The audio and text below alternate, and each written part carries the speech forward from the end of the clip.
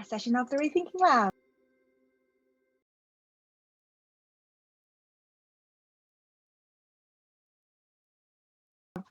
And I want to do a quick recap because some of people haven't seen, haven't been with us for the last 2 weeks. So last week we talked about nudge, and we explained what nudge is, and we could share some famous example, like the fly in the urinal, Woolwich babies. I know some of you are very interested in learning more about nudging. It will no doubt that will transform your sales and marketing strategy, especially the nudge that you're going to create is going to make a positive impact. So we also talked briefly about framing. We give you examples of framing the exact outcome in different ways, and the impact is different. Through framing that we can invoke different thoughts and emotions, and we give you some examples like buy now, pay later. And I don't know if you remember the blind mind example. So how 3 simple words made his life a lot easier by saying it's spring and I am blind. And that is the contrast frame that we use in framing our messages. Okay. In terms of today's agenda, as I said, we're going back to 1 hour and a half. There'll be plenty of time for everyone to talk about. After the Clarity of Mind exercise by Seamus, we're going to talk about how we're going to apply our last session in our business and in our life. And I'm going to divide the design and creativity into 2 separate sessions, because when I was creating content, and for me, design is more a skill, where creativity is more about a mindset. And then, as usual, we'll wrap it up with takeaways and tools. Very briefly on the facilitator, especially for people who haven't joined us before. So Seamus is specializing in health psychology. I'm more, a marketer by trade, but I'm now helping people to apply psychology and behavior economics in driving higher performance. I have simplified this slide a little bit because I think that the key things I really want everyone to focus on is active learning is by playing an important role in solving the problem. If you prefer to sit back and listen, that's no problem as well. But I think that, we learn more through active learning. And I love debate. I also love debate that feels like a dance. And, I keep thinking, every time I create the content, I keep thinking there are 50 shades of gray, rather than, putting something down on the slides that is just black and white. Okay, because, if we frame the problem to be a complex problem, our solution can be a lot more creative as well. So what is rethinking?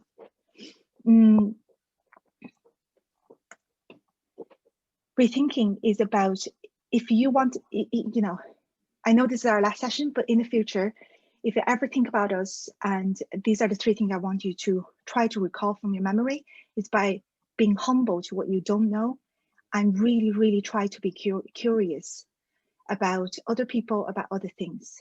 And then the hardest part to do is being open to change our views, because our views aren't fixed. Right, so next we are going to do a little breathing exercise with Seamus, and that will help to bring clarity to our mind and help me every session. You're going to hear, I'll probably be more relaxed after this anyway, so I'm really looking forward to this part. Okay, no problem. Thanks, Jing, and thanks for the introduction and reminder from last week as well. And we're going to start the session after the breathing exercise with a little discussion and just getting our minds refreshed, because I think the last time we finished, we're getting on to a very interesting part of the session. So let's get ourselves set up for that discussion. So if you don't mind, just take a few, maybe rolls of your shoulder, a few stretches. And maybe just a few blow-out breaths like that, if you want to do that, if it helps you just get to a place where you're kind of relaxed and settled. And just a kind of couple of deep reset breaths. They can be a great way of just getting us all relaxed and set before we slow down our whole body and slow down our breathing. So we're going to follow a very similar routine if you've been here before. So just focus on your heart and chest area, and you can put your hand on your heart and chest area if you find that helps you focus on that particular part of your body. And then just with that focus, take a few deeper and slower longer than normal breaths. So we just practice 2 or 3 of those longer, deeper than normal breaths, and find just a pace that's comfortable for you. So longer, slower, deeper than normal breath. About 5 seconds in, 5 seconds out is a good place to start, but find your own pace.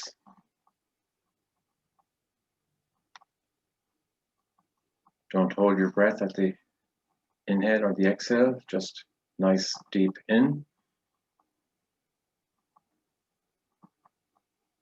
Nice deep breath.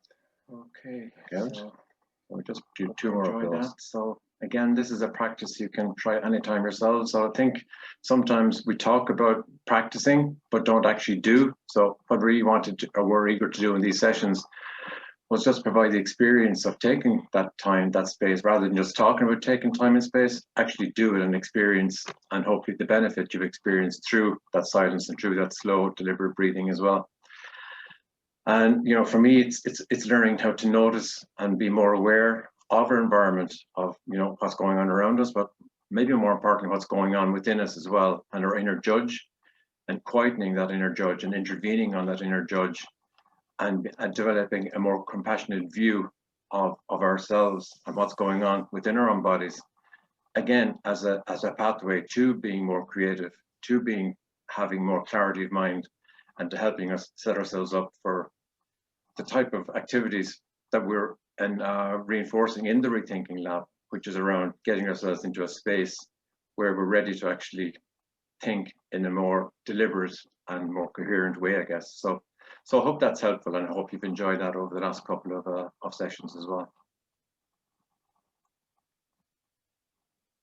So looking at last week, I think last week we ended, for me, getting to a space where it was actually going to be one of the most valuable aspects of how we apply the theory that we have been talking about through the session. So what we wanted to begin today, I think that's what we spoke about at the end of the last session as well, was, well, with this theory, with the nudge knowledge and with the framing knowledge, and with what Jing had shared last week, how can we now begin to think about how we can apply these practices in our own lives and our own businesses? So I really just wanted to open up the room today to have you think about, from what we learned from the brief review that Jing shared earlier, what was the most interesting things that came to mind in our last session, and how might you be able to apply those in your business, but also in your life, I think, generally. So again, we have an option here of having an open room discussion, and people feeling free to feedback on what really struck you from nudging and framing, and how you might apply that, I guess, in your own businesses. So I really opened up to the room, or let's, Jing, if you have anything else to share before we get into and have people volunteer what they felt were the most interesting aspects of what we talked about. Because I see a few new people here, so I was going to put you guys into the breakout room, but if we leave it open and just all stay in the same room, that I might be able to answer more questions. Yeah, so does anyone need me to go over what we learned again, maybe for the people who weren't here last week? I'd certainly love to hear a summary, but Yeah, okay, cool. So I go really quickly, and it's good and refreshing for everybody as well. So nudge is that you give somebody a gentle steer into doing something that they wouldn't think to do themselves, okay? And there are different types of nudges that is studied as a part of the human, behavior science. And one of the nudge that we talked about is default. By setting something as a default, people will tend to do it more. So a good example would be pension plan, and even the organ donor in some of the Scandinavia countries. So by default, you're donating organs. If you don't want to donate, then you have to opt out. And free, we did a little exercise last week about, would you pick something free, or would you pick something that's more economical value? Depends on what type of person you are. Sometimes you pick free. Some people pick free, some people don't. And you can offer free as a nudge as well, because of the behavior difference. Loss aversion is we all trying to avoid losses whenever we can. So if you use a loss aversion, people tend to avoid those. Therefore, you're steering them into doing something. anchoring is a good, really good example. I remember seeing ads, and it just shows is that you plan something in people's mind, and people will use that as anchor to compare, and they always go back to the anchor when they're thinking about something else. So I don't know if you've seen Durex ads about a baby seat that's what, €500, and the box of Durex is, I don't know, €10. So put them together on the advertising, and so that baby seat is anchor when you're thinking about, you know, the cost to buy a condom, as opposed to the cost of raising a baby and all this equipment that comes with it. And so these are the kind of nudges that we talked about. And framing is really just how you communicate a message. So we use the example about Ireland won, sorry, not Ireland, France won, Italy lost. So that was the result of 2000, I can't remember the year of the football match, but because they're the same outcome but different messages, it invoked a different feeling. And the two of my favorite framing, one is the hyperbolic discounting framing, is that people value things people put more value on things that happening, that they on the things they can get now than the things then they can get later. So for example, if I offer you €10 now or €20 in 6 months time, you probably would take the €10. And then the other famous, or my favorite framing, is contrast framing, is that you give somebody, when you offer something and when you say something, you put it into something that they can compare, because we like to compare just so we know we're getting a better value. So for example, if you want to charge somebody some fee for your service, you can say, well, you normally charge this amount, but you're going to charge a different amount this time, so they know, you know, what they're comparing, the value they're comparing with. So that's basically it. And so I'd like to hear from the rest of you now. What did you find that was interesting, and why? I'll kick off. I was working with a team on intellectual property communications this week, and hyperbolic discounting entered that conversation because intellectual property management is something that seems, for a startup, quite administrative when you think about all the different competing issues that you have to, or competing challenges and demands for your time as a startup. And yet it is one of the things that possibly gives you the longest payout and the most protection and avoids the most risk in the long term. So it was interesting to see it entering the conversation in that way, that how do you convince people that prevention is better than cure?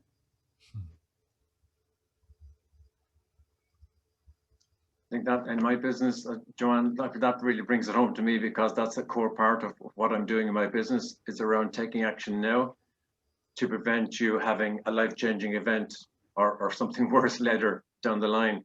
And it comes back to immediate gratification and the whole discounting that people push away from, you know, the benefits of something further down the line, versus, you know, really wanting to benefit here and now in the immediate moment, I guess. And it's a big challenge in my business, particularly, to convince people of the longer term benefits rather than focusing on the shorter term, I guess, you know. Absolutely. And I think it's fascinating that we've managed to have so much fear about COVID, when it's something that may or may not happen to you sometime in the future, that we've all managed to instill ourselves with enough fear of this virus, which is not normal human behavior, right? Normally we would take more risks because we can't feel it, we can't touch it, it probably hasn't impacted us directly. So I find that aspect of today's society quite interesting as well. I also think it's fine. I was thinking about the short term and long term in terms of, in business, you need to think about both. You need to think about how can we make money to keep going, keep things going, have the cash flow, but then how can we also invest in the long term for sustainability as well and growth.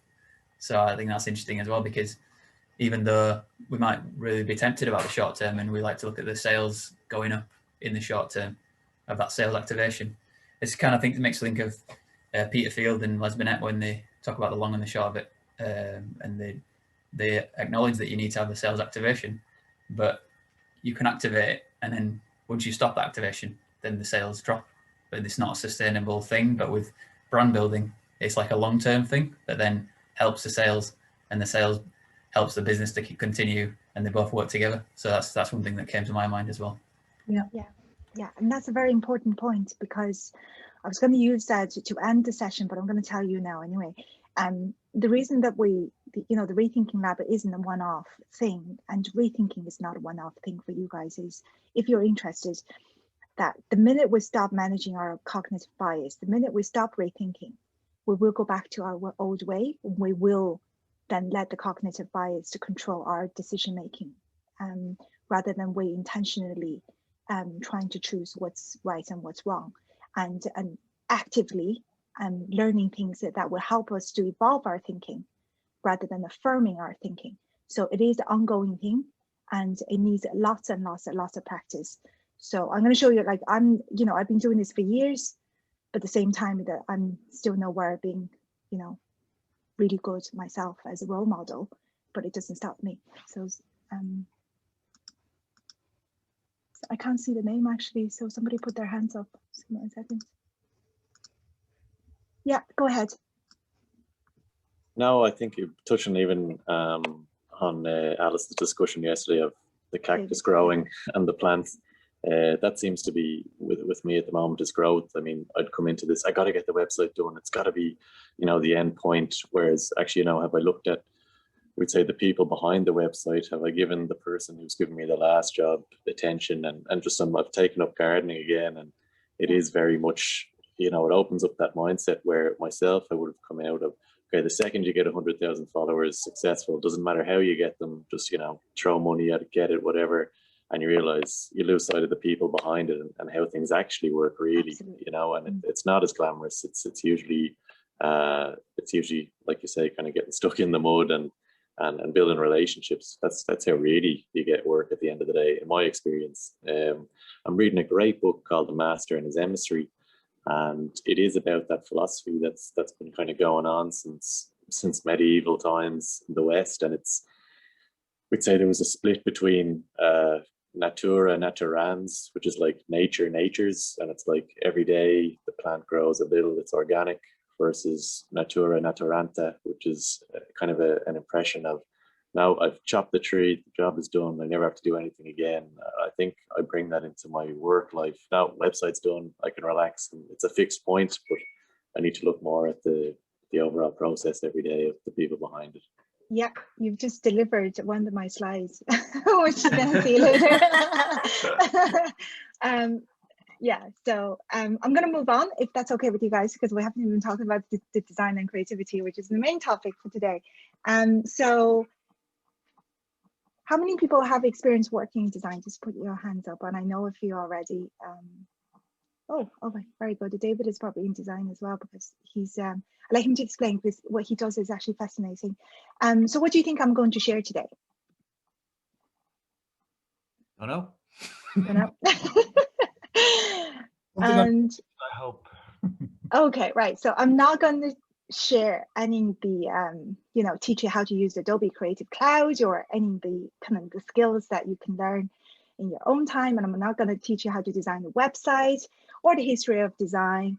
And I don't even have a lot of experience like Shane in practically, working for agencies who's very good at designing. But what I'm going to do today is hoping two things. One, let you in on little obvious secrets about what makes a good design. And I'm hoping to break you free from whatever might be limiting your creativity. And slightly different from Shane's side, because he's very practical, he has lots of experience. But what I'm going to do is something more like neuroscience and psychology based. Okay, so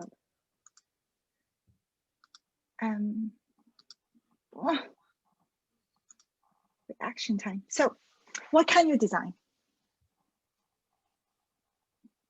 Anything. Short words. Yeah, well, anything is not. Give me some examples. Dinner. Oh, yeah. There's a very creative answer. Furniture. Yeah. Clothing. Website, clothing, Games from Alexandra. communications, identity, Experiences. experiences, Processes from Maria. yeah, objects, environment, pretty much everything. But we have to pay attention to what we can design as well. So who are we designing for? So many different types of design.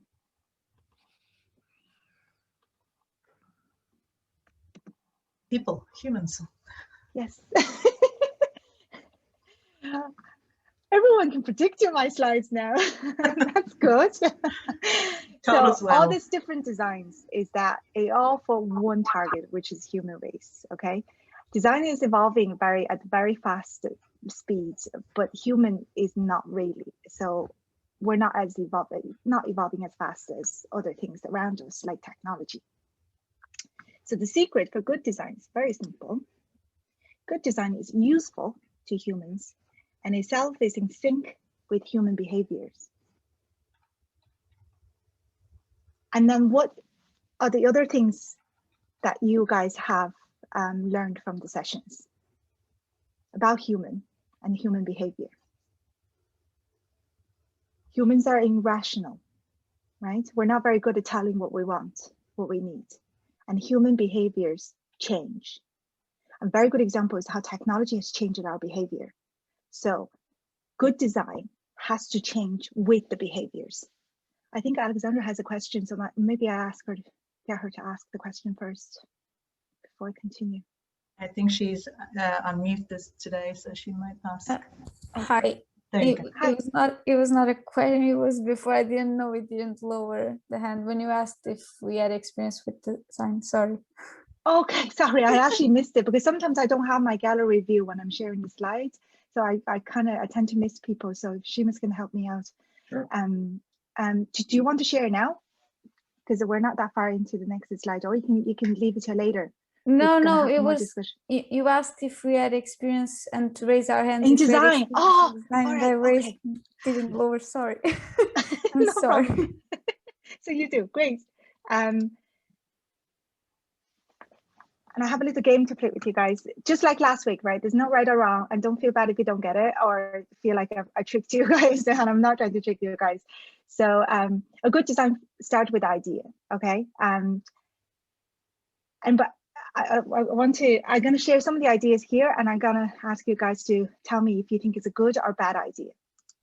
So the first one is, we want to set up a website, and the best part of all is that that people will write the entire thing for free. Great idea. Good or bad idea? Yeah. Anyone else? Don't know. Michelle, good? Don't know? You must have some opinion. It depends. It depends. It depends if they've Depends. experience, yeah. Okay, all right. Second one. Actually, maybe I just give you the answer. Do you want to know the answer now? Right, Sure. Leave it to the end. I'm going to tell you the answer now. So we want to set up a website, and the best part is that is that people will write the entire thing for free. That's Wikipedia. Okay, and the next one. So I confidently predicted that the great enduring fashion of the next century would be coarse, uncomfortable fabric, which fades unpleasantly, which takes ages to dry. Originally, it has been largely popular with the laborers. Is that a good or bad idea? Bad. Bad. It's good, but by Jing, so I'm guessing. Yes, it's jeans. Yeah. Okay, right. I have some rules. I think you guys are on a similar page now with me after we've done the 2 sessions. So third one, I want to open a restaurant where people will be forced to choose between 3 or 4 items. Good or bad idea? Which one? Start restaurant? Yeah, so I want to start a restaurant where people would be forced to choose between 3 or 4 items only. Good It's idea. good. I think it's good because people don't like to have make choices in a way. Everything It's is that- great. Yeah, it's McDonald's. That's how I was they going to say started. McDonald's, yeah. Yeah. There you go. Right. And next one. Best of all, the drink that I want to sell has a taste which consumers say they hate. Yeah, that's good again. Fear Red Bull. against. Whiskey or something. I think it's Red Bull, isn't it? Coca-Cola. Red Bull. Red Bull, yeah, because Red Yeah. Bull. I've heard that one from Rory Sutherland, I think. Yeah. And just watch as perfectly sane people pay €5 for a drink, and yet they can make it at home for a few cents. Coffee. Perfectly sane people to pay €5 for a drink that they can make at home for a few cents. Yeah. Starbucks. Coffee. Mm. So in 1978, what people really wanted was a really cool and super expensive vacuum cleaner. Dyson. Yes. So what do we know? Is that a good idea, bad idea? It's really hard to tell, right? Right. These are just a couple examples. Here we go. A discussion. Okay, thanks, Jing. So, I mean, we wanted to kind of stir your thinking around positioning, I suppose, of products and services. So, products and services can be positioned in specific ways. So, for example, from an exclusivity perspective, so lots of people are using this service, so it must be good, is not very exclusive.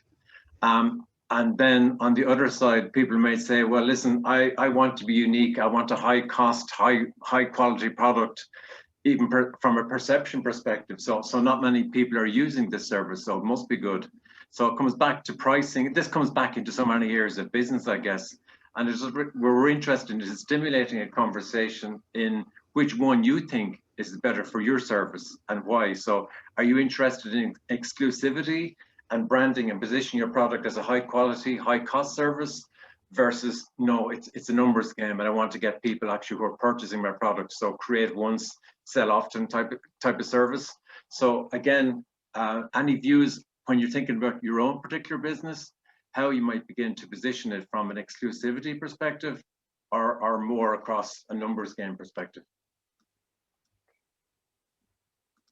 I'm going to put you guys into well, we'll just get a general discussion, then we can go into a breakout room, Jing, if we want to. But I think Barbara has a Yeah, Seamus, my instinct would be A. We're definitely more a numbers game for the service that we're offering.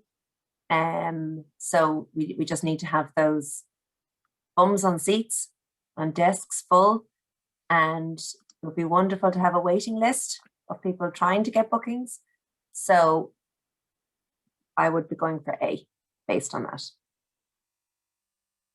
Okay. And people do follow people, definitely. If they see there's a lot of people using it, they'd say, oh God, I'd like to try that. That looks like something that might work for me. Yeah, I think so, because it's the social proof, isn't it? Yes, I would say A for us. Yeah, I'd agree with that. And do you think there's scope to move into B? For like, it's obviously going to be maybe higher margins. So you're looking at margin and pricing strategies here. Do you think there's a space in your business for targeting B as well to create margin? Yeah, the margins are very tight. If you're moving more into the corporate space, and yes, you could offer more of a customized service for the corporate. You could charge a bit more for that. I think I agree with that as well. That is more suitable for your business. Yeah. Yeah. Anyone else feels the other way about their business? Yeah, if I can input here, I'm leveraging B on A because I'm in a coaching industry, which is a very popular industry, but also now swamped and it's almost suffocating. So now I'm using my coaching psychology as the B mentality to, leverage on the A mentality a bit more. Yeah. So it's niching that bit further again. And obviously, psychology is a great service. It is, yeah. You have to understand how human minds work before you actually, Okay, cool. So what I'm going to do now is moving on. I think you guys can think about these two statements in your own time as well. Before we had one other question, Jing, before we go, maybe just because we have maybe 1 minute or so. Yeah. What was around this exercise, I think, is a great way maybe of, if you had positioned your business to be in A or either in A or B, this might be a great opportunity to think about, well, if you're in A and haven't thought about B being an opportunity or vice versa, I think this could be a great outcome to think about your business in the context of, oh, well, you know what, I hadn't actually thought about how I might actually go from A to B or see where there's opportunities. So I think this is an opportunity maybe for people to think about that. And sorry, David, do you have a question? Yeah, can I ask a question? And actually, to be honest, a lot of this morning has been about me learning that it's through experience. Now, when I first saw a website for free, great idea. I'm like, and an experience I've seen, it's not a great idea. You know, asking someone to do that for free. And I suppose I'm just starting out, and what kind of has been my experience is wanting to be open about the two. Is that possible? Like, for example, with my note-taking work, what's kind of went in as corporate work and getting, we'd say, the corporate price initially back in 2019, and that was fine. But what's evolved in the last year is actually work with schools, and they just don't have the budget. So I was happy, and I love going to the schools and doing it, but it's totally, you know, it's compared to €500 a day for €1,000 a day. And I suppose I'm getting my website done up again, and I suppose what I'd like to do is be open about that. It seems to me there's a very much almost hidden, you choose A or B, you know. So for me, I'd be happy doing the schools all week because it's money coming in, and I love teaching, and but then there's I suppose that price differential, the corporate, well, how come you're charging the schools that much? And it's like, well, the schools just don't have the budget, and I want to be working, you know. How do you marry those two? Can you be upfront about them? And yeah, just interested to hear people's experience on that with totally different realms of customers, and totally different ballparks of money. Any comments on that, anyone?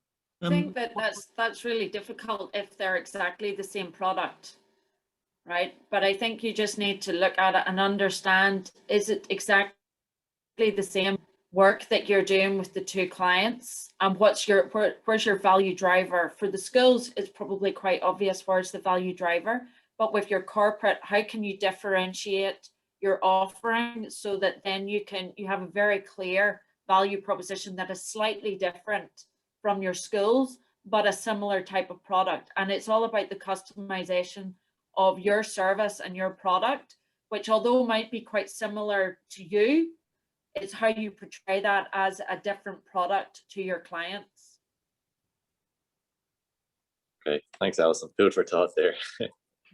If I can throw in a thought here, what strikes me in all of this is that there's two sides to it. One is, what does your customer want or your customer respond to? But the other is also, what are you comfortable with? You know, so if you have, for example, so I worked for years as a freelance creative, and as that I had limited capacity, but the idea of turning that, creating a scarcity narrative around that to maximize the value from that limited capacity is difficult, because you're basically sort of saying to yourself, do you know what, I'm going to turn work down in order to get more valuable work at another point in the process. And the fear of not having enough work then kicks in. So to me, I guess I'm just saying there's two sides. It is that it's not, you have to think about what your customer is going to respond to, but you also have to think about how your own psychology plays into it as you're trying to execute that strategy, because often they can be in total conflict with one another, and that creates huge stress, which may mean it's the wrong strategy for you, or you need to unpack your own head and get comfortable with what you need to do in order to succeed.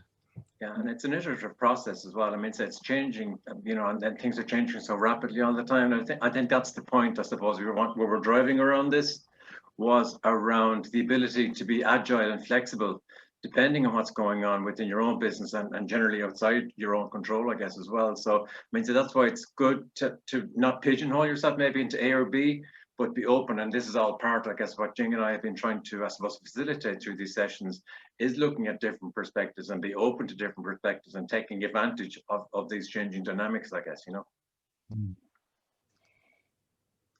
I think a number of you already talking about the purpose of this exercise isn't to pick one or the other. It's about keeping it open, that either depends on what you're doing. You could be, you know, positioning your service, or you could be coming up with a social media post. It could be something really tiny. It could be you designing the logo. You need to look at, you know, everything you come up with an idea, there can be two sides because people are different. And you can, like David was saying, that he's using both, depending on who he's talking to. We touched on this in the last session as well. There's a group of us called the humans, and the other groups are called the econs. And that's just an indication of everyone thinks differently. So if you can change your message, but the same outcome, which is your service, but how you frame your service depends on the person you're talking to. It's going to make your message very much more effective. So if you guys are okay, I'm going to carry on. There will be a few more discussions that we can do later on as well. Okay, so the whole exercise is to deliver this message. The opposite of a good idea can also be a good idea. And you're probably wondering now, is that so? If you have two ideas, which one can I choose? And if you have to go with one of them, how do you know which one to go to? Sorry, which one you're going to pick? So if a good idea is a good idea, opposite that is also good. So how are you going to pick? Anyone have any ideas? Trust your instinct and go for it. And if it doesn't work, try the other one. Okay, instinct, okay. I guess what I would have lots of different ways of answering this question, but one of them is these ideas that you're going to explore are going to involve a chunk of your time and energy, and they're equally good and opposite. I'd pick the one that I care more about, the one that excites me more, the one perhaps that scares me more. Okay. Because I want to value the time. Yeah. What I'm going to say is that because I work in the kind of psychology field, what we always tell people to do is test it. And as a marketer, I would attest as well. So if you have, for example, if you have an email, right, and you have two ways of framing this message, and you have a client database, you can easily select half the database with one message, send that message to, and then send the other message to the other half of the database, and then you can see which one performs better. And you can also do two images, and as well use different image for the social media post and see which one works better.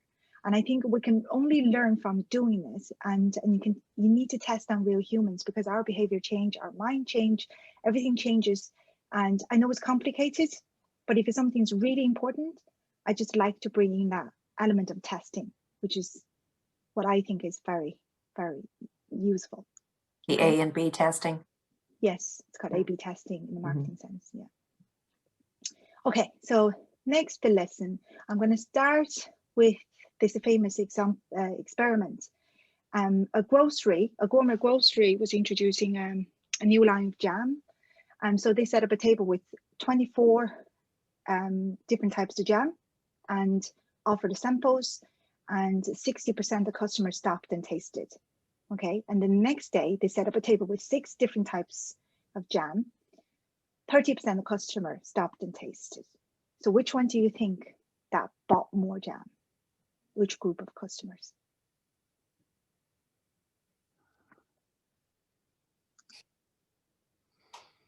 %, people who stopped and tasted the 6 types bought more. Yeah. And only 3% of the people who stopped and tasted the 24 varieties made a purchase. Anyone who's seen a bad car park pay machine? I have many times.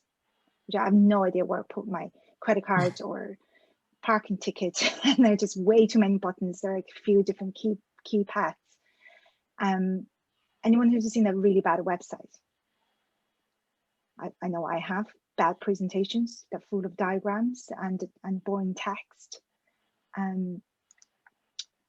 So what I'm trying to say here is less is more, and it is something that somebody else left in the feedback form last week to me. So I know I have tried to put in a lot of information for the Rethinking Lab because I want to share, and that's very natural. We always want to share, and we're just afraid of leaving something out. And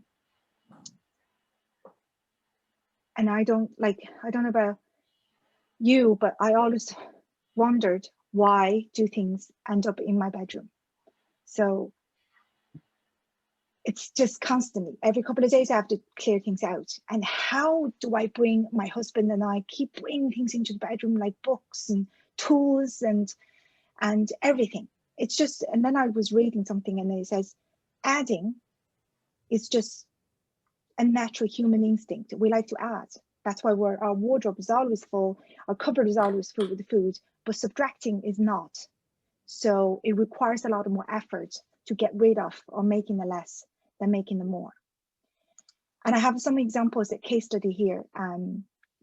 When Sony launched the Walkman, they could have had a recording function feature, but they decided not to because they didn't want to confuse anyone. And that was a successful launch.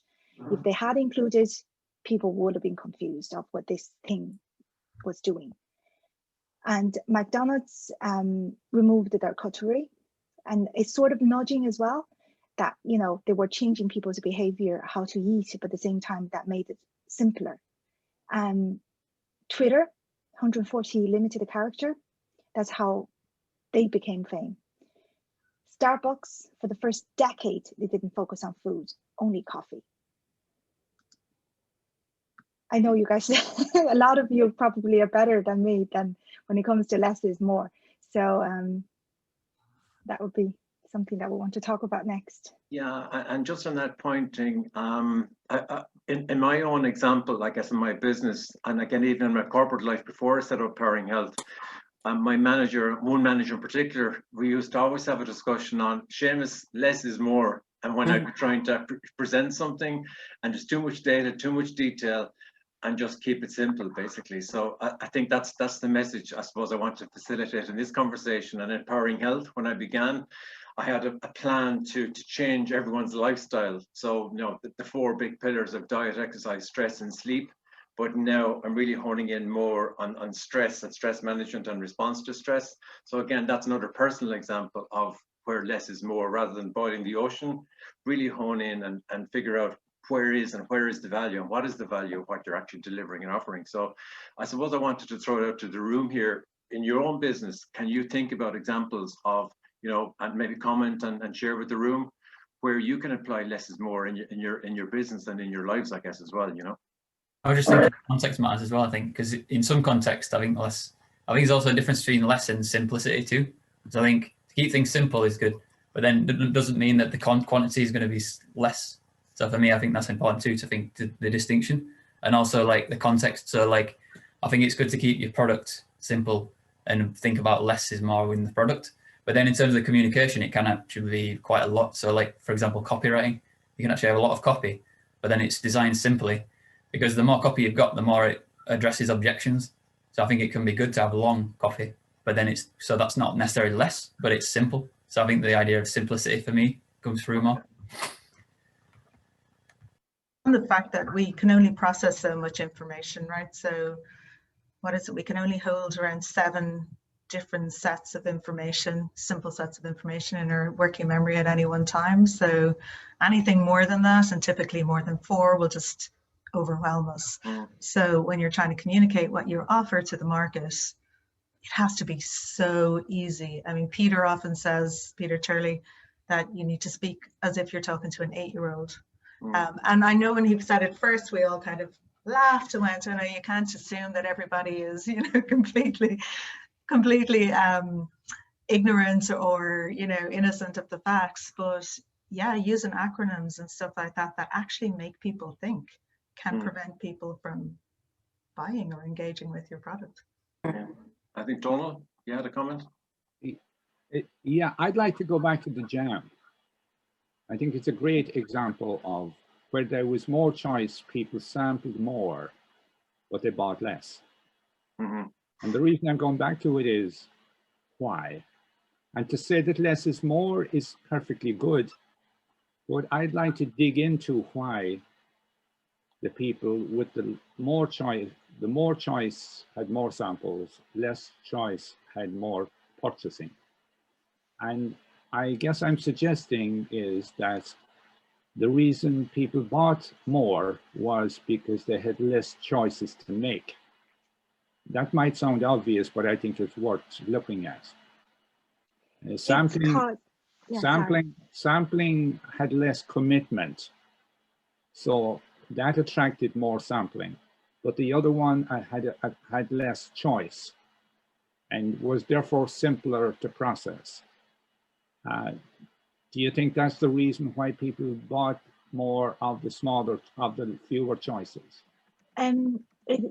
What social psychology have done, as you said, like looked into the cause of the jam experiment, and what they found was there was a paper on it called The Paradox of Choice, and what they found was when we are faced with a lot of choices, it causes decision paralysis.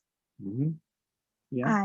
And that's why the people bought less, who have tasted more types actually ended up buying less because they couldn't make a decision. That's right. Salespeople, if they're trying to set up an appointment with you, they will generally give you a choices of 2 times and no more. I'll meet you then, or I'll meet you then. And if a salesperson selling you a car, they would generally give you 2 choices as well. And I think that's based on the same principle. Keep it simple, and people are more likely to act. How do we apply this in our business? I was, Seamus and I came up with some questions. He's thinking, are you targeting a lot of people? And as he said, he's guilty here.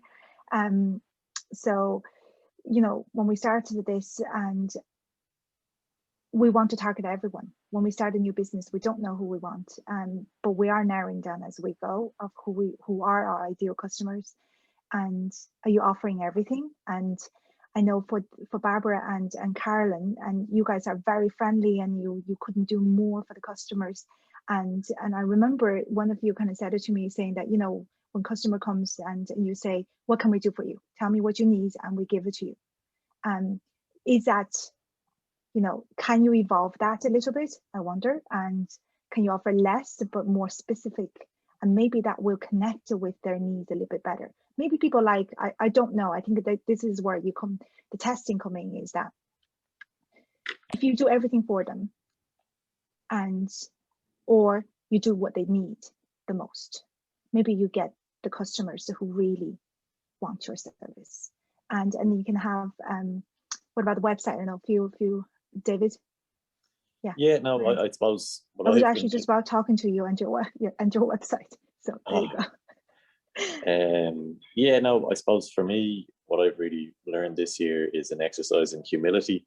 And I think my generation, it's very much, if I'm carrying the water for the football team, my LinkedIn profile is, H2O distributor engineer, and kind of what I've learned is to get away from that and just simplify, like touching on Seamus's point of less is more. When I first started out, it was like, I can add X, Y, and Z to your corporate meeting, and what's really evolved this year is people have PowerPoint presentations and they've said, I've got 80 slides. Can you put in a little visual so that it comes down to 20? And then my role is really to support them and kind of get, I think pride was a huge thing for me. And there's just that danger of with the LinkedIn profile and, and I suppose for me, what I've learned is simplicity is actually, okay, I'm the guy, I add a visual to your PowerPoint, I add a visual to your, rather than, because I confuse myself then, it's like, what is it I actually do? So I think that's, you're kind of dealing with that market of the more confusing you sound, the more important you are. There's that kind of stream going on underneath, and similar to what Shane has said, kind of what resonates with me, and it's just keep it simple, regardless of, just so I can do a better job, Yeah, the picture paints 1,000 words, and I think there's a picture coming up shortly, I think, that Jing is going to share, that's really powerful. I mean, that's the part of the creative process, I think, is getting a visual or something that hits the emotion in the brain versus the text, which you have to process and work hard to absorb. It's actually getting that visual right, and getting that combination of words and visuals that you know gets you and matches the, I suppose, or achieves the right balance that will attract your ideal clients, I guess, you know. Yeah. Did I see Laura just raised her hand? Sorry, I was. Yeah, thanks, Jing. And just to keep it, to really kind of strip it back, and we see this all the time at networking events, pitching, introductions. Try to describe your business and introduce yourself in less than 15 seconds. And if you can actually introduce who you are or describe yourself in 3 words or even 7 words, then that is a classic example of less is more, especially in these types of virtual environments where our focus is limited. So this is one thing that we can all work better on in terms of our businesses. How do we introduce ourselves? Yeah, no, totally. And it take a lot more time to be less than to be more. Okay, and we're gonna, in the interest of time, we're gonna keep going. And this is just to show you, I have learned as well. So this is the slide I was gonna show you, but I took out all these questions. And here we go. I'm gonna show you some best practice, and they're practical. And you know, your designer may do this, however, they won't tell you why. I'm going to tell you why these are best practice and the psychology behind them. So number one is what we normally put. We should put images on the left and text on the right, okay? And the reason for that is that images are processed by the right hemisphere of the brain, and numbers and text are processed by the left hemisphere of the brain. Sensory information taken by the left side of the body is transferred to the right side of the brain. I know it's a kind of mouthful, and vice versa. So basically the image on the left of the page are processed more quickly than those on the right. So likewise, the text and numbers on the right side of the page are acknowledged quicker than when they're on the right side, okay? So exactly what this slide is indicating. And the second best practice is that thanks to technology development like eye tracking device, we learned so much more about how our eyes move. And so that's how they came up with this reading gravity, how we concluded that the reading gravity is telling us that where our eyes start reading from the top left, we call it the sexy story bit, attracts the attention, and then it will end in the top right is where your take-home message should be. So for landing pages and websites, and where you have a call to action for them to do, and this is optimal design that you can adopt. And then best practice number 3, I don't know if you guys have heard about Fitts law. So if you work in design, you'll know this. So this is actually not psychology, this is more physics, okay? So the Fitts law states that it's faster to hit a target that's closer to you, a bigger target that's closer to you, than a smaller target that's further away from you. So if you look at your keyboard, for example, and the most key that we use is the space key, and it's the biggest and it's the closest to our thumb. And similar as to the car that you drive. So your brake pedal and your accelerator. Your accelerator is further and smaller, but your brake is bigger and closer to your foot. And then the last one is, where else can we find best practice? In what people Just do. watch people's human behaviors. You design something doesn't mean they're going to do it.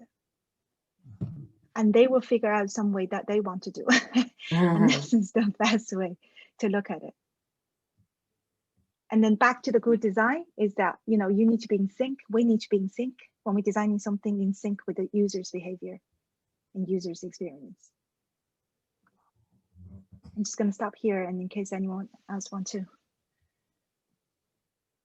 share some of the comments.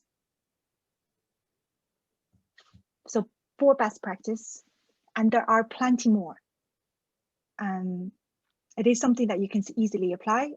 So if you, I don't know if Shane has something that you want to share. I know you worked in design for many years, and Well, just I mean, I'd agree with pretty much everything you've put there, and a lot of it is.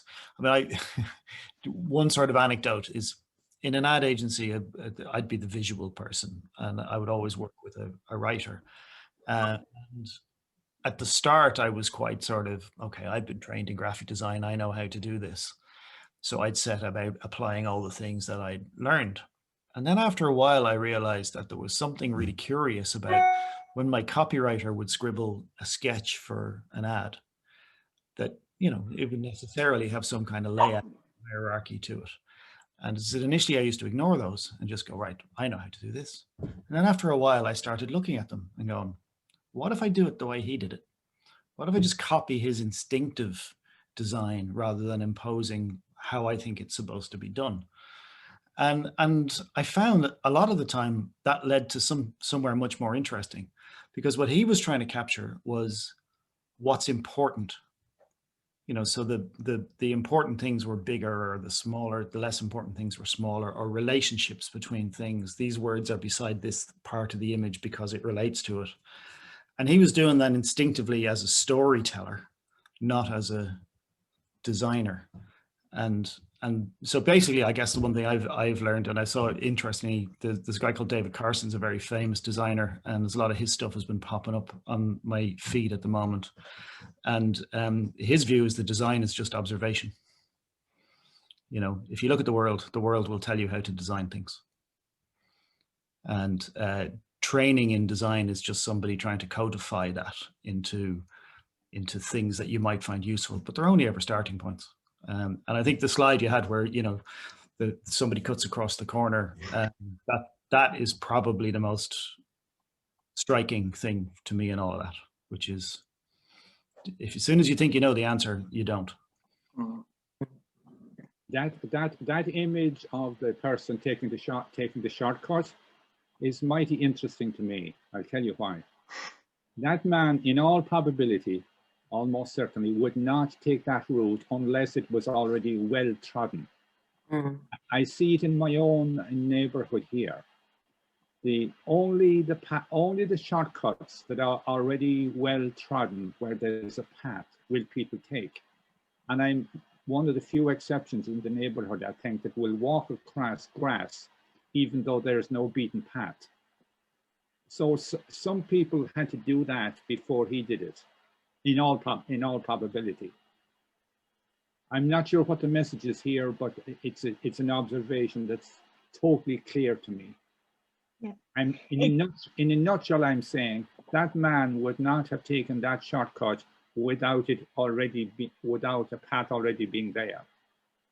Yes, and it takes more than one person to create the path as well. So there was more than one person to actually keep on repeating the same behavior. So there is definitely a pattern. Correct. First in the human behavior, and that created the path, and then more people follow that path because the path is already there. So yeah, and I agree with you. I think that the message behind that is back to where I initially said good design is in sync with the behavior. So if you're designing something, you need to know what the human behaviors are, and first before you create, or at least have an interest to be curious to see how human is going to behave, how others are going to behave, and then, you know, refine your design accordingly. I think the message here is people follow a path and they rarely create a path. That's for most people. Some people do, yeah. Slightly more challenging observation to that is that human behavior, or group human behavior, is self-organizing. And so what that means is that people both follow other people and they create the behavior. So if you're designing an environment for group behavior, you have to allow it to be self-organizing at some level, or you risk imposing. So if it can be self-organizing, then the path will reveal itself. It's hard to do that. Mm-hmm. I would agree with that totally, only that I would add that only certain type of people, only a tiny minority will initiate the path. So is that Pat a nudge or Jing? No, it's not much. It's a pattern of the human behavior. It's just the user experience that shows that's the user experience, and this is the path you designed. But I think okay. just one comment on that before we go, and what Jane mentioned there just popped into my mind that we covered in the first Rethinking Lab session was the value of differing perspectives. And I think taking the feedback from your designer versus the copywriter on the graphic side and the graphic brain versus the text brain or the copywriter brain, I think it's a really interesting observation as well. And, you know, back to confirmation bias and really working in our own silo of what we would normally work. I think what you shared there, Shane, was there's great value in actually opening our minds up to seeing other people's perspectives and other views of the world as well, which is a core theme, I guess, of, you know, the Rethinking Lab and what Jing and I have been really passionate about from the beginning. So it was really good to kind of get your view on that too. Yeah, Shane brings a lot of practicality to the session. So moving on, we've got 20 minutes left now for the session, and I want to talk a little bit about the Rethink Creativity. So, and as I mentioned earlier, I think creativity is more of a mindset. Here's the image. I just want you to have a quick look, and you're obviously going to see the dots and the lines in the image.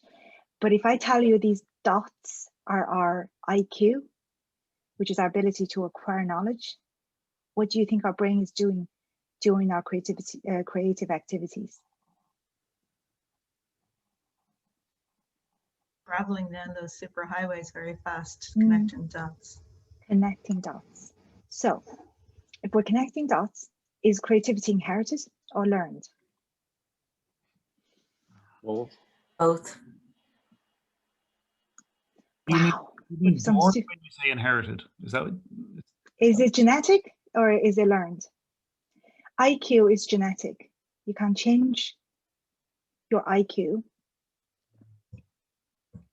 but can you change your creativity? Yes. Yes. Yeah, it's like a muscle line. Right, somebody said both, okay? So what the research have shown is initially we thought it's inherited, but then we had evidence saying it's not, it can be learned. And there are new evidence showing that it's half and half, not half and half. There's a little bit of evidence showing that, you know, small part is inherited, but there are stronger evidence to show that it can be improved and it can be learned. So it is something that we need to keep in mind, is that creativity, if you say, I'm not a very creative person, I don't think that's very fair to say about you. I think anyone can be creative. And another really important to kind of take away from research is that creativity is a process, it's not the outcome. So if you are aiming for a super creative image, and that would be the wrong focus for being creative. I don't know if anyone is a fan of Adam Grant. I am, and he's a very famous organizational psychologist. And one of his talk was on about originals. So we think originals are people who kind of dream up new ideas and take action to put them into the world. So they're, you know, tend to be more creative. But the originals are not that different from the rest of us, okay? And they are afraid of, you know, of not succeeding, and they have doubts.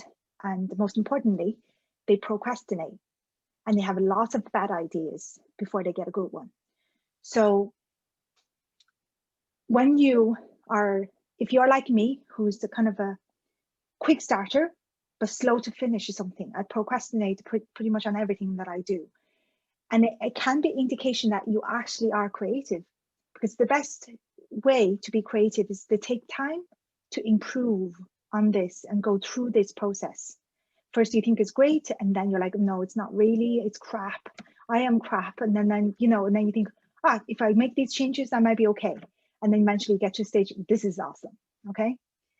And also creativity is a choice because it's not, you know, it's not like IQ, we can change it.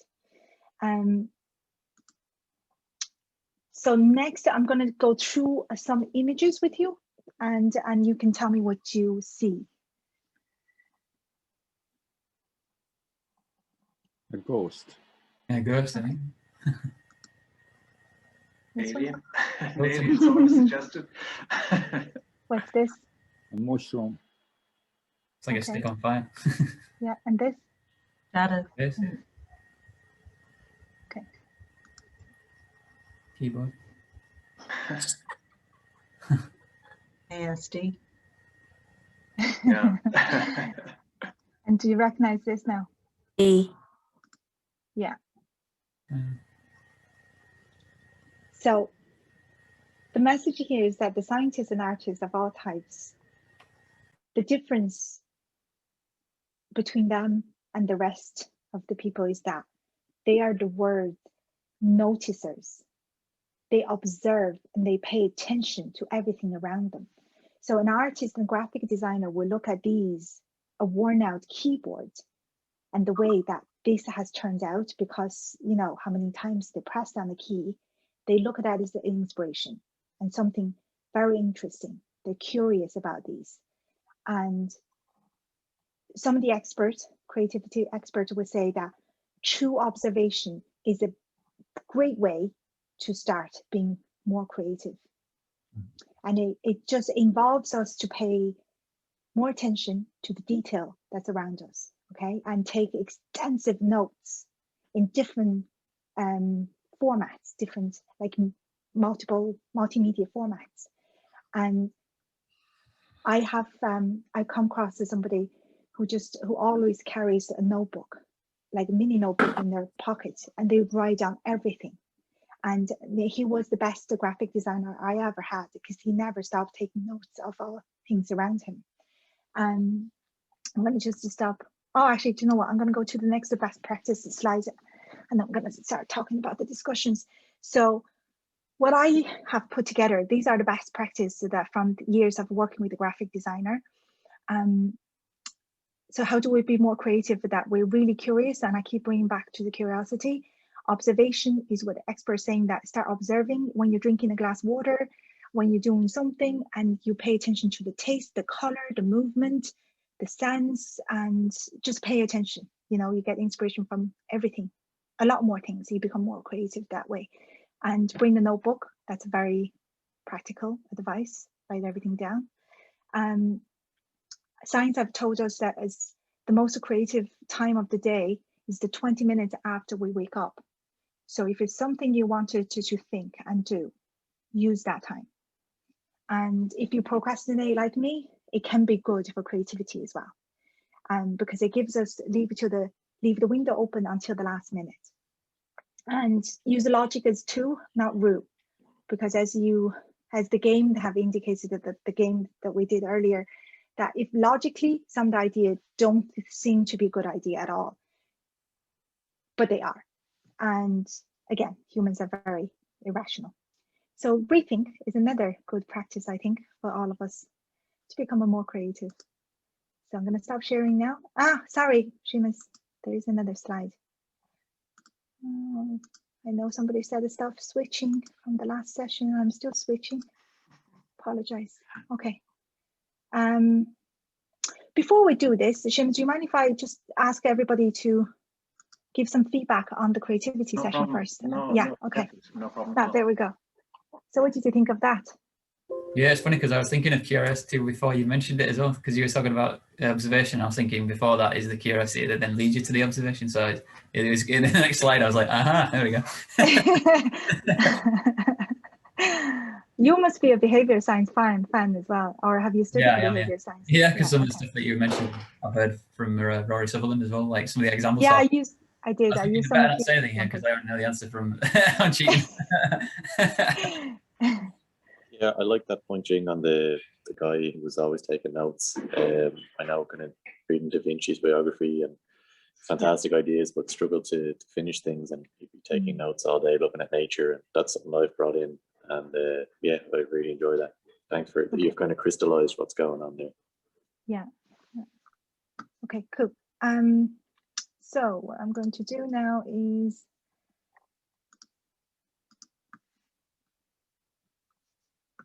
Right. So we're coming to the end, and there is something else that we're going to do next. But I just want to say that, you know, it's been a journey. I don't know what content I'm going to share right before the session, each session. So every week I make the next week's content after the session is over. And so Seamus and I have been trying to, you know, this is our first time partnering as well. So he's been really supportive and patient. He's definitely given me a lot of trust and autonomy to decide what's the best content to share with everyone. So he's also embarked on a new journey as well to evolve his own thinking through facilitating the Rethinking Lab. And then we were planning for the content the other day, and I said, look, I have this idea and I want to share with the audience. So and I'm just gonna get him to kind of do a quick summary of the 3 sessions we've had so far from his perspective, and hopefully that we can provide some feedback as well. Yeah, thanks, Jing. And again, like, it ties into the theme of it's been a journey, and I suppose this might look like a complex. This is my challenge through my corporate career and powering health career, is putting something that's complex into something maybe that's simple, and hopefully it's reasonably simple and straightforward. And I suppose this is my summary, or attempted summary at least, of my learnings, and encapsulating, I suppose, the vision we had around the Rethinking Lab and some of my key learnings, I suppose, through this process. So for me, creativity comes from a problem to be solved. So we're most creative, I guess, when there is an issue, there's a problem, there's something here that we know is not working, and we set our minds to actually resolving. And that, I think that's when we're at our most creative. When there's a problem, there's an issue, there's something there that we know we want to solve. And again, that for me is the basis of all creativity, I guess, is actually putting your energy into resolving or coming up with a creative solution. And for me, I suppose my own experience has been the clarity of thought, and that's what, you know, I thought was important to bring into the Rethinking Lab, was that if we don't have clarity of thought, it underpins everything associated with creativity. So that's why Jing and I, we really thought about it, and certainly my strong influence and preference was to have an experience within the session of having people experience a moment of peace, quiet, clarity of thought, and experiencing the value of space and time to decrease the clutter and increase the amount of space we have to think with more coherence and more clarity, as a mechanism, as a core process of rethinking and thinking with clarity and of creative thinking. And then we go on to the next sections of, once you've got that baseline of clarity of thought, then go through to cultivating curiosity that Jing spoke about, the focused observation we've spoken about, and then the nudging and framing elements of what we've included in the sessions as well. And I suppose the diverse perspectives goes back to the first session of really opening our minds up to the other perspectives away from the blinkered view we may have of the world. So that for me was a key learning as well, of how we've transitioned to the past 3 sessions of, you know, the value for me of bringing these together into one model, and how I can actually use this going forward myself, and hopefully others can take this forward, maybe as a concise summary to help you guys have a picture or a model of how you might be able to actually condense what we've covered in the past 3 sessions. And the last piece here was around novel connections. And I think this comes from Ray Sheeran, and what Ray Sheeran spoke in an Ireland Together session going back a number of weeks, around creating connections from existing solutions that we can actually use to combine into creating novel connections and novel solutions and creative solutions. So then that for me was a key part of, I think, the Rethinking Lab, was having us in a space where we're actually open through cultivating curiosity, through exploring diverse perspectives, to come up and put ourselves in a space where we're making novel connections for our existing business and for evolving our business as we go forward. So that for me it's an ongoing journey. What's captured in the center here of this picture are some of the creativity components we've touched on, to allow us to be at our best and be at our most creative selves, and again to evaluate and evolve solutions. So again, we don't come up and stop being creative one day to the next. It's an evolving, continuous journey, and that's really what I wanted to encapsulate in my personal learning, was I can begin to actually use these skills to evaluate and evolve solutions and develop further solutions as I grow my own business. But hopefully, and my intent really in this diagram is to help other people think about, well, what are the things I could take from this diagram to help me evolve and grow my own business and develop solutions, make those novel connections as I take it forward as well, from the Rethinking Lab into the real world, let's say. So again, that was it. That was my attempt to encapsulate 3 weeks of Rethinking Lab and my personal observations, and hopefully a model that you may be able to use as you take key components from this into your own lives, into your own businesses as you walk away from the Rethinking Lab. So any comments on that? Is that useful? Is that helpful? Can I just, I think, Seamus, I think that's really, really useful. I mean, what I love to see around creative thinking is something actionable. So when I see that, I say, all right, I start with a problem, then I turn those words in the middle into actions to seek clarity of thought, to cultivate curiosity, to focus on observation, to look at reframing the thing, to seek diverse perspectives, to make novel connections. And those are all things I can do. But the one observation that I wanted to make from my experience is the clarity of thought that you've identified on the left-hand side of the diagram usually disappears rapidly as you go through the process. That you go from clarity usually to utter confusion, and back to clarity. And the value of these activities is that they give you focus while you're confused. So you can know exactly what you're doing and have no idea where you are. And that is a characteristic of a creative process, is to sort of be constructively lost in the problem until you find solutions which then lead you to more clarity.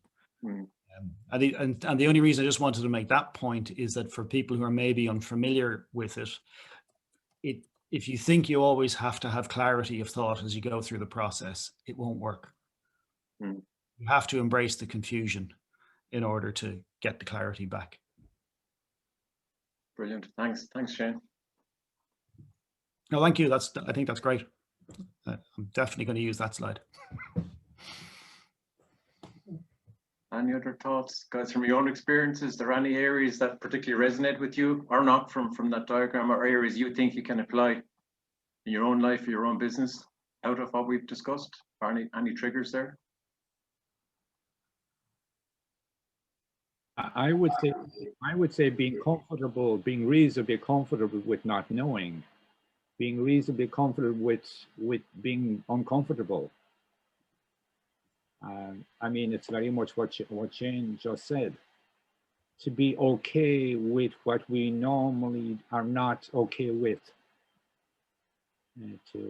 To bear unknowing and discomfort with a patience and a magnanimity and a sense of being okay with it, of seeing it as part of the process. Yeah, I think it's like the striving. Sometimes you can strive in an environment which is chaotic and unpredictable because it's exciting. So I guess that's the creativity. Even though it might be a bit unsettling and scary, it's something that we like to do, like to work within oftentimes, because we've got a need for uncertainty as well as certainty. We've kind of got two different needs, but then the uncertainty part is enjoyable sometimes to go into. You got to go in between, I think. Yeah. What I was trying to say, I can enjoy and accept uncertainty or discomfort, I think, and that's a skill in itself. Yeah. What I was trying to say there is that knowing and comfort are way overvalued in our culture. Okay, thanks everyone. I really appreciate your feedback and time and attention over the last couple of weeks. So it's really been fantastic, and really enjoyed working with Jing as well. It's been a really great experience for me personally. So thanks for everyone for sharing your time as well. Thank you. Thank you to both of you. Yeah, absolutely. Seamus, the one thing I was thinking about on the summary was just the responsibilities, or the ability to which friction and fuel then kind of impacts each one of those steps.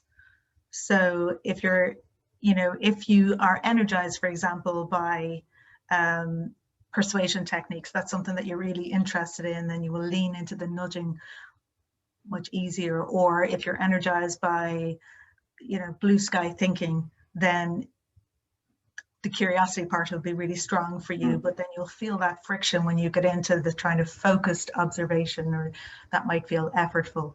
And so each person along, depending on where you lean to, I think will feel that friction and feel as they go through all the different components. So some of them will feel pretty effortful, right? And some of them will feel pretty enjoyable. And it's just to understand that that's going to be totally natural. Not completely. My first version of this diagram, actually, it's funny you mentioned that, was creativity isn't uniform. So this is going to change per situation, per problem, per individual, from maybe hour to hour, from day to day, around what are the key components that you can use in one situation to another, or one person to another. So each of these bubbles can be very different sizes depending on whichever problem you're working on, or you might not have some of these bubbles in some situations, or the bubbles will be bigger in other situations. So it's completely flexible and ununiform, if I can use that word, I guess, depending on the situation and what you're working through.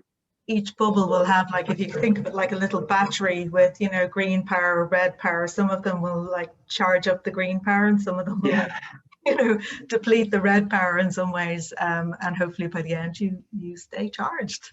But yeah, great diagram, well done.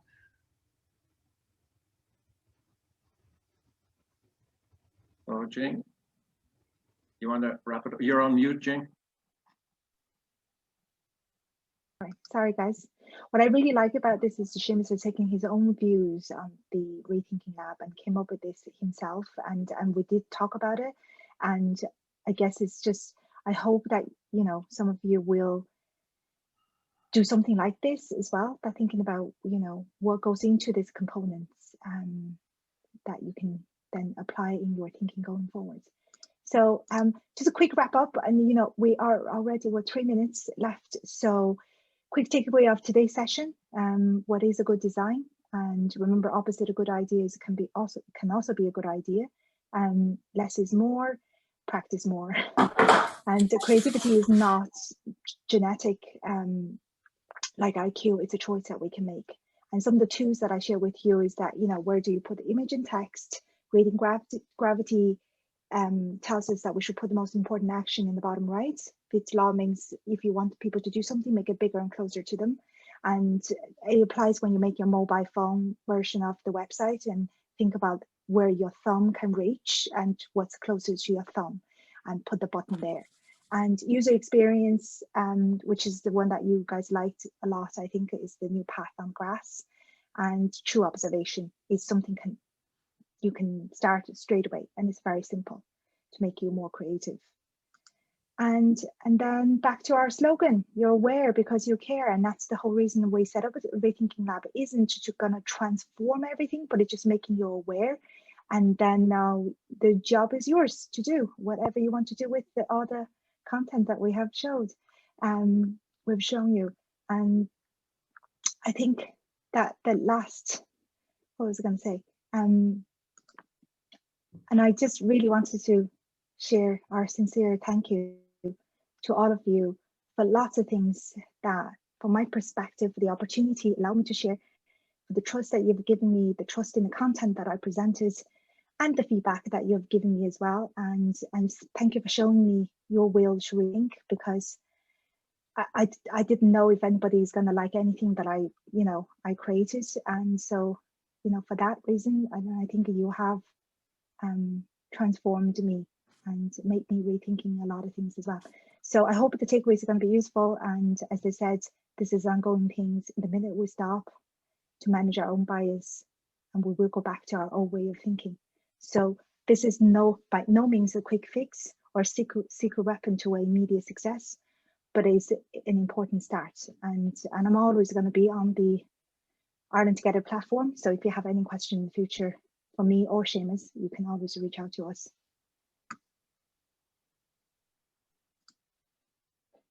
Guys, Thank you. Thank you so much, guys. Thank you.